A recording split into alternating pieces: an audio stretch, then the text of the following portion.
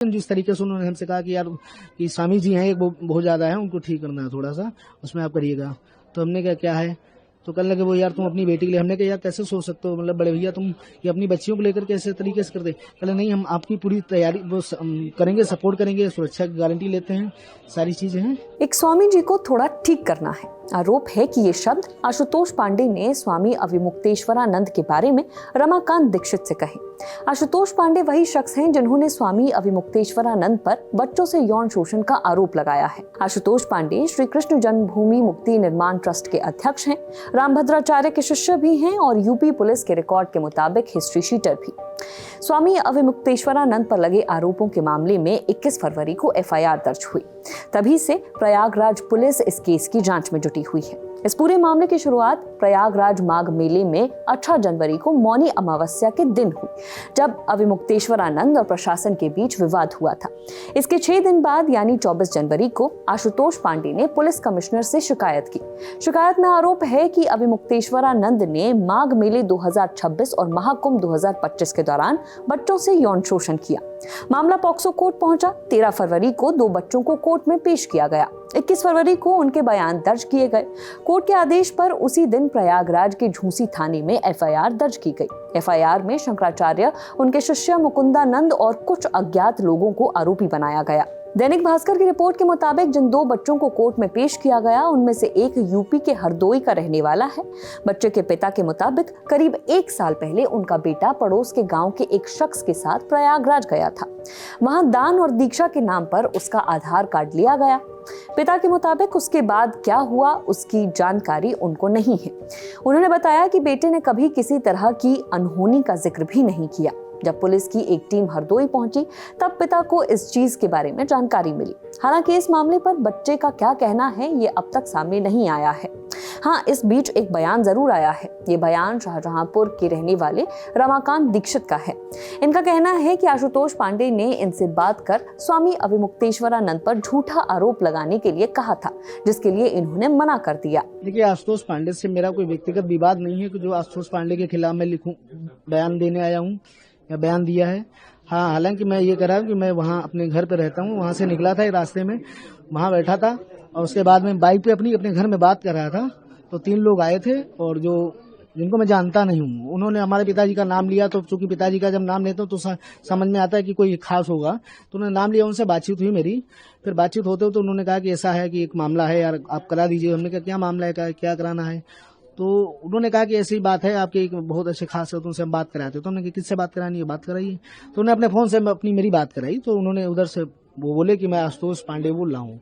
तो हमने कहा बताइए जी। कहने लगे कि पहचाने हो? तो हमने नहीं पहचान पाए। बोले पहचानिए देखिए। तो हमने कहा अच्छा जी भैया प्रणाम। आवाज समझ में आ गई तो हमने कहा जी भैया प्रणाम, बताएं। कहले ठीक है, वो सब बढ़िया है। हमने कहा, कहले वो हम आ नहीं पाए। तो हमने कहा इतना ज्यादा हमारा क्लोजपन भी नहीं रहा, लेकिन जिस तरीके से उन्होंने हमसे कहा कि यार कि स्वामी जी हैं एक वो बहुत ज्यादा है, उनको ठीक करना है थोड़ा सा, उसमें आप करिएगा। तो हमने कहा क्या है, तो कहने लगे वो यार तुम अपनी बेटी के लिए। हमने कहा यार कैसे सोच सकते हो, मतलब बड़े भैया तुम ये अपनी बच्चियों को लेकर कैसे तरीके से करते। कहले नहीं हम आपकी पूरी तैयारी वो करेंगे, सपोर्ट करेंगे, सुरक्षा की गारंटी लेते हैं, सारी चीजें हैं। तो शंकराचार्य जी से आपकी मुलाकात हुई, क्या बातचीत हुई? मेरी बातचीत शंकराचार्य जी से मुलाकात करने का इतना था कि मैं अपनी बात को स्पष्टीकरण दे सकूं कि मेरा ना तो उनसे कोई लेना देना है, ना तो इस मठ से, और ना शंकराचार्य जी से मैंने किसी प्रकार का कोई आरोप नहीं लगाया किसी पे, और ना मैं लगाऊंगा भविष्य में। वहीं इस पूरे मामले पर अपना पक्ष रखते हुए स्वामी अविमुक्तेश्वरानंद ने कहा कि अगर देश में शंकराचार्य पर कहानी बनाकर इतना बड़ा कलंक लगाया गया है तो ये उतना ही गंभीर प्रश्न है। लड़के आ गए इनके पास, फिर चीजें शुरू हो गई। उसके बाद फिर पुलिस को ईमेल, फिर इनको ईमेल, उनको ईमेल। और अब ये कहा जा रहा है, चैनलों पर हमने देखा कुछ लोग कह रहे हैं कि पुलिस ने दर्ज नहीं किया, ये तो कोर्ट के आदेश से दर्ज हुआ। बात यह है कि यही सबसे बड़ा सवाल है। सबसे बड़ा सवाल यही आता है कि पुलिस ने मामला क्यों नहीं दर्ज किया। देखिए, पॉक्सो एक्ट के मामले में आप लोग कहते हैं इसमें तो गिरफ्तारी जरूर होती है, लेकिन आप इस बात को भूल जाते हैं कि पॉक्सो एक्ट में अगर कोई लड़का आया है, कह रहा है मेरे साथ दुराचार हुआ है, तो पुलिस को तत्काल दर्ज कर लेना है, मान लेना है कि ऐसा हुआ है। तो आप बताइए कि पॉक्सो एक्ट का मुकदमा जब पुलिस के थाने में गया, ये महाराज जी महाराज, जो आप लोग जी महाराज कह रहे हैं, वो लेके गए, तो आप बताइए कि पुलिस ने क्यों दर्ज नहीं किया। यही चोर की दाढ़ी में तिनका निकल करके आ जाता है कि पॉक्सो का मुकदमा लेकर के एक व्यक्ति 2 लड़कों को लेकर के गया कि नाबालिग हैं, इनके साथ बड़ा दुराचार हुआ है, फिर भी पुलिस दर्ज नहीं करती है। क्यों नहीं करती है? पॉक्सो जैसा मुकदमा, उसमें तो तत्काल पुलिस को सक्रिय हो जाना चाहिए। जो बच्चा कह रहा है उसी को मान लेना चाहिए और मान करके तत्काल उसका मेडिकल कराना चाहिए, तत्काल उसको जुवेनाइल बोर्ड को सौंप देना चाहिए, तत्काल उस पर कार्रवाई करनी चाहिए। तो सवाल यह है कि पुलिस ने क्यों नहीं दर्ज किया? क्यों? सुनिए, क्योंकि चोर की दाढ़ी में तिनका होता है। पुलिस ही एक कहानी बना रही थी, इसलिए पुलिस को डर था कि गड़बड़ ना हो जाए। ऐसा करते हैं, कोर्ट से आदेश करवा के तब करते हैं, तब कोर्ट से आदेश करवा करके तब ये दाखिल कर दिया गया मुकदमा।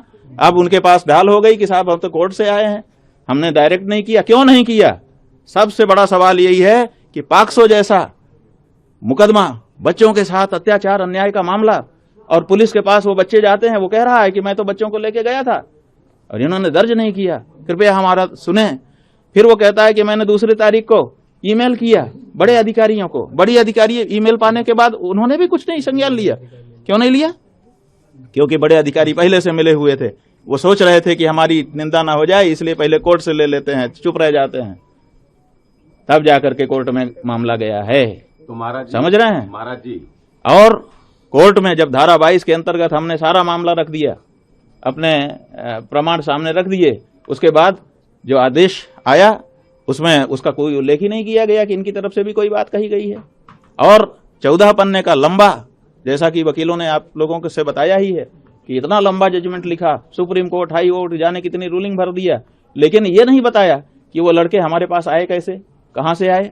जब हमारे विद्यालय के छात्र नहीं थे, हमारे से उनका लेना देना कोई संबंध नहीं था, तो कैसे वो आ गए?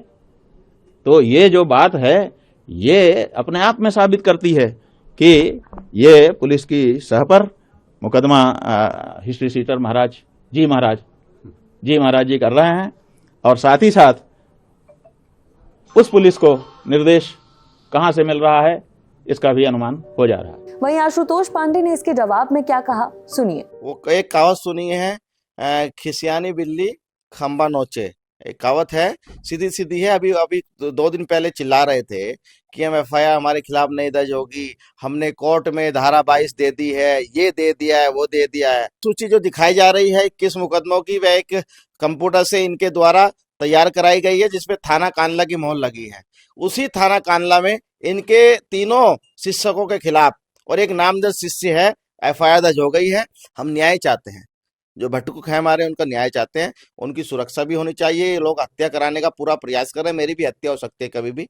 मैं किसी तरह से छुप छुप के कहीं ना कहीं न्यायालय के सामने और आप लोगों के सामने पैरवी कर रहा हूं, क्योंकि कई बार हमले करा चुके हैं हमारे ऊपर, और हमले का मुकदमा भी थाना कांडला में दर्ज हुआ है। उधर मीडिया रिपोर्ट्स के मुताबिक स्वामी अविमुक्तेश्वरानंद को डर है कि प्रयागराज पुलिस उनकी गिरफ्तारी कर सकती है। इस पूरे मामले पर स्वामी अविमुक्तेश्वरानंद के वकील श्रीनाथ त्रिपाठी का कहना है कि FIR में सबूतों का जिक्र नहीं था। सुप्रीम कोर्ट ने भी कहा है कि बिना पुख्ता सबूत के गिरफ्तारी न की जाए। FIR में और न्यायालय के आदेश में सबूतों का जिक्र नहीं था, तो मुझे लगता है कि पुलिस अभी सबूतों को जुटाएगी। सबूत जुटाने के बाद ही वह गिरफ्तारी की बात सोचेगी। और सुप्रीम कोर्ट ने भी अपने गाइडलाइंस में और अपने डायरेक्शंस में कहा है कि बिना सफिशिएंट एविडेंस की आप गिरफ्तारी कोई जरूरी चीज नहीं है। गिरफ्तारी तब की जाए और मजबूरी हो तब की जाए जब सफिशिएंट एविडेंस आ जाए। तो मुझे लगता है कि इसका पालन वो करेगी। जहां तक सूचना मिली है कि आज उन्होंने लखनऊ में शायद बच्चों का बयान वगैरह लिया है, तो आगे जैसा भी एविडेंस जुटा लेंगे तो आएंगे। और न करना, ये उनकी समझदारी पर डिपेंड करता है। न करते तो ये सामान्य नागरिक के रूप में मेरी राय है कि न करें, और अगर करते हैं तो ये उनके लिए बहुत खतरनाक होगा, आग से खेलना होगा और कुछ नहीं। फिलहाल स्वामी अविमुक्तेश्वरानंद के खिलाफ FIR दर्ज हो चुकी है। पुलिस पूरे मामले की जांच कर रही है। इस खबर में इतना ही। खबर लिखी है हमारी साथी रक्षा ने। देखते रहिए दी लल्लन टॉप। शुक्रिया।